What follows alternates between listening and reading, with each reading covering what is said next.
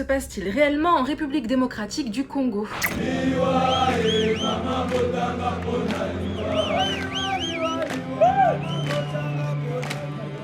Conflits internes, guerre civile, crise humanitaire, tensions ethniques, exploitation des ressources naturelles, violence des milices armées locales. Quand on parle de la situation sécuritaire à l'est de la RDC, les avis divergent et les esprits sont parfois confus. Cependant, il est indéniable que cette crise trouve ses racines dans des décennies de conflits complexes marqués par deux guerres du Congo, mais aussi l'afflux de réfugiés et de milices armées après le génocide rwandais de 1994, qui a plongé la région dans une spirale de violence qui persiste encore aujourd'hui. Un des groupes rebelles les plus notoires en RDC est le M23, formé en 2012 par d'anciens membres du Congrès national pour la défense du peuple. Ce groupe prétend défendre les intérêts des Tutsis congolais, aussi appelés Banyamulenge. Une minorité qui a autrefois été marginalisée et stigmatisée, notamment sous le régime de Mobutu.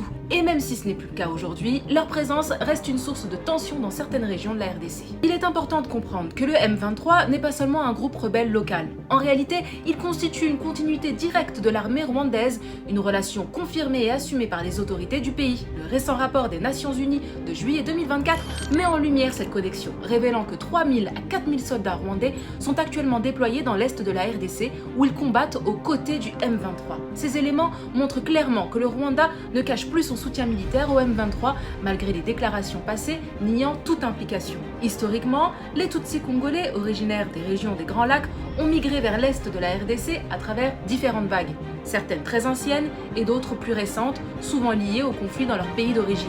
Cette migration a toujours été source de tensions ethniques et les Tutsis congolais continuent d'être perçus avec méfiance par certaines communautés locales.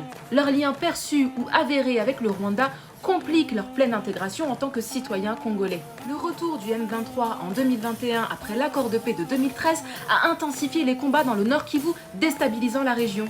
En réponse, des milices locales d'autodéfense comme les Wazalendo se sont formées pour protéger les communautés, rendant la situation encore plus complexe.